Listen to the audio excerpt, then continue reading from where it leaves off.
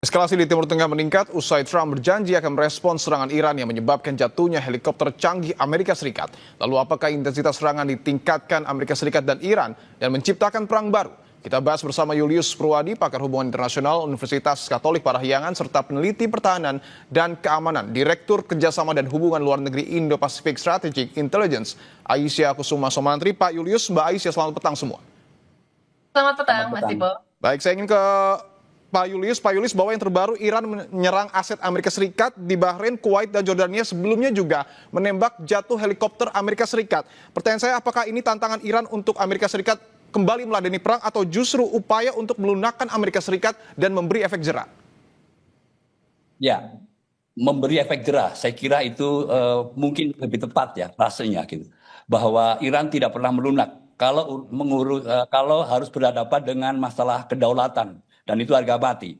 Nah, helikopter yang ditembak oleh Iran itu adalah helikopter yang melintas Selat Hormuz.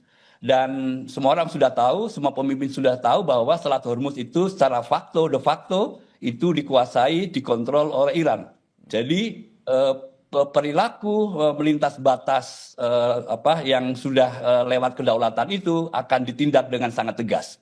Ini menunjukkan bahwa sikap yang sangat jelas, sangat tegas, dan sekaligus serius. Iran siap melakukan apapun untuk melawan agresi Amerika Serikat di Iran. Oke, saya ingin ke Mbak Aisyah bahwa yang menarik juga Trump berjanji akan membalas serangan Iran yang menembak jatuh helikopternya. Tetapi pertanyaannya, apakah Trump ini akan membalas dengan serangan yang lebih besar atau ada hal-hal lain yang mungkin menjadi pertimbangan? Ya, saya kira sebenarnya ini merupakan tit for tat lagi ya, yang kemudian sudah terjadi dalam beberapa bulan yang lalu. Dan kemudian kita lihat bahwa salah satu alasan mengapa eskalasinya semakin tinggi adalah karena Amerika Serikat ini gagal meyakinkan Israel untuk dapat menghentikan kampanyenya di kawasan Lebanon. Iran di sini sebenarnya betul kata Prof. Julius ingin memberikan pelajaran. Karena kalau kita lihat di sini sebenarnya apa yang diinginkan oleh Iran adalah tidak memisahkan permasalahan Lebanon dari permasalahan yang ada di kawasan Selat Hormuz dan perang Iran, Israel, Amerika Serikat secara keseluruhan. Jadi sebenarnya ini merupakan satu kesatuan masalah yang harus dilihat dan kemudian dipertimbangkan. Nah, di sini permasalahan eskalasi yang sudah dilakukan oleh kedua belah pihak, saya rasa perlu dilihat sebagai salah satu cara untuk menekankan leverage-nya di dalam perundingan. Bahwa kemarin dari Amerika Serikat kita tahu bahwa ada pernyataan mengenai bagaimana kemudian perundingan akan dicapai dalam beberapa hari ke depan atau bahkan beberapa minggu ke depan. Itu adalah range waktu yang sebenarnya sangat luas gitu ya kalau kita lihat. Tetapi dalam jangka waktu tersebut saya kira memang ini masih ada kesempatan bagi kedua belah pihak untuk menghentikan sebenarnya tekanan koersif diplomasi yang dilakukan. Karena kalau ini tetap berlangsung, saya kira negosiasi yang kemudian nanti direncanakan ini tidak akan terjadi karena adanya eskalasi yang terus-menerus terjadi sehingga defisit of trust-nya akan semakin besar, bukannya malah berkurang gitu di antara kedua belah pihak. Oke, saya ingin ke Pak Julius. Saya masih ingin menggali seberapa besar sebenarnya kemungkinan Amerika Serikat ini untuk membalas serangan Iran, karena kita tahu kondisi di internal Amerika sendiri juga sebenarnya tidak sepenuhnya mendukung perang ini terus berlanjut. Pak Julius. Ya, kali ini saya kira Trump sangat berhati-hati untuk membalas ya. Itu yang saya tangkap. Setidaknya kita bisa melihat dari sinyal Trump ketika dia menghubungi Netanyahu. Trump itu kan mengantam Netanyahu gitu, yang tetap ngotot untuk membalas serangan Iran ya gitu, sembari serangan ke Lebanon dilakukan. Dan sepertinya Trump sangat khawatir apa yang dilakukan oleh Israel itu akan memburuk situasi. Nah, sama saja sebetulnya.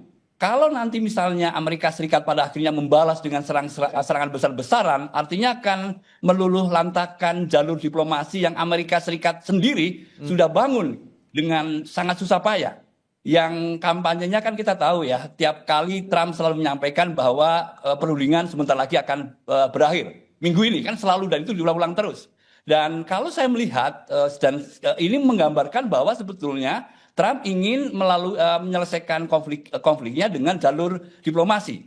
Nah, kenapa misalnya Trump akhirnya mengancam Netanyahu untuk menghentikan serangan ke Iran gitu ya? Karena dia khawatir bahwa perundingan yang dilakukan dan terus berjalan atau diupayakan terus gitu, itu akan berakhir dengan sia-sia gitu. Karena spoilernya jelas itu adalah Israel, sangat jelas sekali. Nah, kalau kita menangkap dari sisi sini gitu ya, bahwa satu sisi dia menekan Israel, lalu di sisi lain ada tekanan dari Iran ke Amerika Serikat itu sendiri gitu di pangkalan militer yang tadi disebut termasuk Yordania gitu. Itu artinya Trump akan berpikir 1000 kali. Kalau bayangan saya gitu ya, akan berpikir 1000 kali sebelum melakukan serangan. Dan ya kelihatannya tidak banyak pilihan, tidak banyak pilihan. Kecuali akhirnya menunggu gitu ya.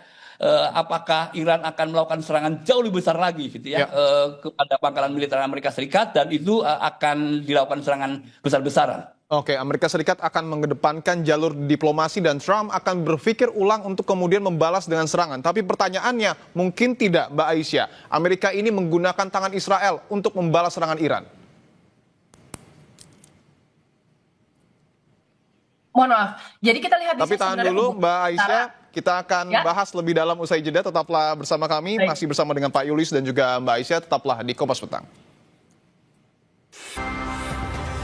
Kita masih bersama dengan Pak Julius Purwadi dan Mbak Aisyah Kusuma Sumantri. Saya ingin melanjutkan langsung ke Mbak Aisyah bahwa tadi Pak Julius menyebut Amerika Serikat ini nampaknya akan mengedepankan jalur diplomasi sehingga perang secara langsung itu akan menjadi pertimbangan lanjutan. Tetapi pertanyaannya mungkin tidak Mbak Aisyah, Amerika ini menggunakan tangan Israel untuk menyerang Iran?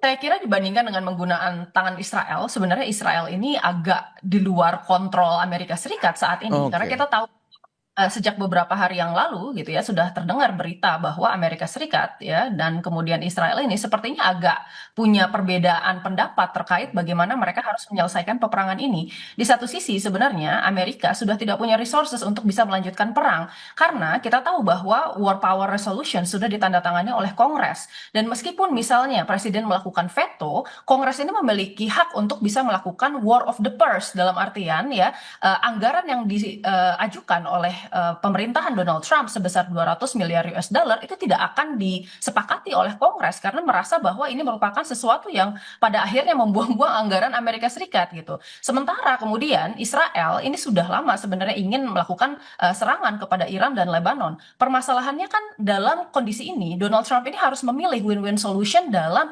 bisa menyenangkan hawkish Amerika Serikat yang ada di dalam Amerika Serikat sendiri ya, lalu kemudian Kongres, suara populis di AS dengan kemudian kepentingan nasional dari Israel gitu. Yang mana kemudian Donald Trump dalam posisi yang terjepit. Saya kira sebenarnya diinginkan oleh Donald Trump dan bahkan oleh Iran sendiri itu adalah keluar dari perang ini dalam Oke. cara yang diplomatik gitu ya. Tetapi ini memang sulit karena tadi banyak tekanan dari berbagai macam arah untuk Donald Trump. Betul, saya ingin tanyakan ke Pak Yulis bahwa nampaknya jalur win-win solution ini untuk Amerika Serikat, jalur diplomasi, tapi pertanyaannya untuk negosiasi sendiri. Kita tahu bahwa Iran juga tidak ingin menghilangkan program nuklirnya. Apa yang kemudian akan diambil oleh Amerika Serikat melihat kondisi di Timur Tengah saat ini, Pak Julius? Ya, kalau kita rasional ya gitu, situasi yang berat itu kan terkait dengan kontrol atas Selat Hormuz, dan itu dampaknya jauh lebih luas dibandingkan dengan prasangka bahwa Iran memiliki senjata nuklir atau memiliki kemampuan untuk mengembangkan senjata nuklir. Harusnya kalau Amerika Serikat berpikir rasional, kedepankanlah dulu negosiasi yang fokus pada bagaimana dibukanya Selat Hormuz. Itu harusnya. Nah, apakah semudah itu kemudian Amerika Serikat akan melunak? Gitu. Memang sampai hari ini kan kita tidak bisa melihat sinyal positif bahwa Amerika Serikat bisa menurunkan keinginannya untuk menekan Iran, untuk membuat Iran bersepakat bahwa tidak akan lagi mengembangkan pengayaan uranium sampai level bahkan lebih dari 60% sampai 90% yang kemudian sangat mudah untuk dijadikan senjata nuklir. Oke. Nah, ini yang kita belum lihat sinyalnya, Mas Dipo. Oke, dan yang menarik juga bahwa Iran ini kan membombardir aset Amerika Serikat di Bahrain, Kuwait, dan juga Jordania. Bagaimana respon dari negara-negara ini, Mbak Aisyah, melihat negaranya juga diserang meskipun betul ada aset Amerika di sana?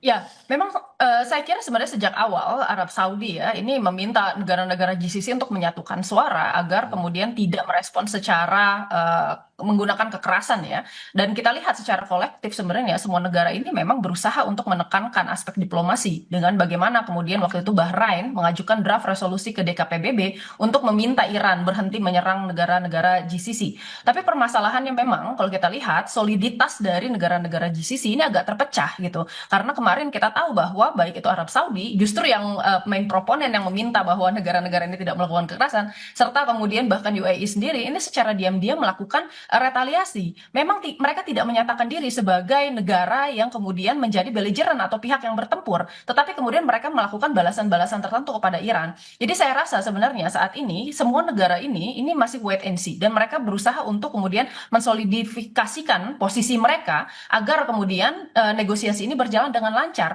Karena apapun yang terjadi ya di dalam peperangan ini, khususnya eskalasi di dalam Selat Hormuz dan implikasi yang dirasakan oleh Iran, termasuk diantaranya adalah keterhambatan ekonomi, lalu kemudian gangguan di dalam produksi pipeline minyak, itu juga akan menimpa negara-negara GCC apabila masalah di Selat Hormuz tidak diselesaikan. Oke, meskipun sebenarnya Trump ini mengklaim bahwa kesepakatan dengan Iran akan terjadi dalam beberapa hari ke depan, tapi eskalasi nampaknya terus meningkat. Pertanyaan saya, Pak Julius, terakhir, apakah kondisi saat ini membuka peluang bahwa perang akan lebih besar daripada sebelumnya, dan seperti apa dampak paling parah, Pak? Ya, selalu ada dua kemungkinan, bahwa perang bisa menjadi semakin besar ketika kedua belah pihak tidak bisa mengendalikan diri atau kembali ke jalur diplomasi. Nah, yang saya lihat serangan-serangan yang dilakukan Amerika Serikat yang terukur itu lebih pada untuk tujuan-tujuan jalur diplomasi. Ini yang disebut dengan high pressure track diplomasi. Diplomasi serangannya dipakai untuk mendukung diplomasi. Itu yang maunya Amerika Serikat itu gitu ya. Tapi saya juga curiga ya Mas Dipo gitu, karena serangan-serangan Amerika Serikat kan terukur ke wilayah-wilayah, misalnya peluncuran rudal gitu ya, misalnya kontrol radar gitu. Ini kan kapasitas militer yang sangat strategis ya. Saya justru khawatir bahwa selain kita bicara ada jalur diplomasi yang sedang diperjuangkan, termasuk dengan serangan, tapi juga ada perang besar yang sedang disiapkan. Jadi pelan-pelan Amerika Serikat sedang melumpuhkan kemampuan militer Iran, hingga pada waktu yang tepat akan dilakukan serangan yang besar-besarnya. Semoga itu tidak terjadi ya Mas Dipo ya. Semoga itu tidak terjadi, dan tentu kita berharap bahwa perdamaian di Timur Tengah akan terus terjadi dan juga akan segera terjadi. Terima kasih Pak Julius Purwadi dan juga Mbak Aisyah Kusuma Sumantri telah bergabung di Kompas Petang.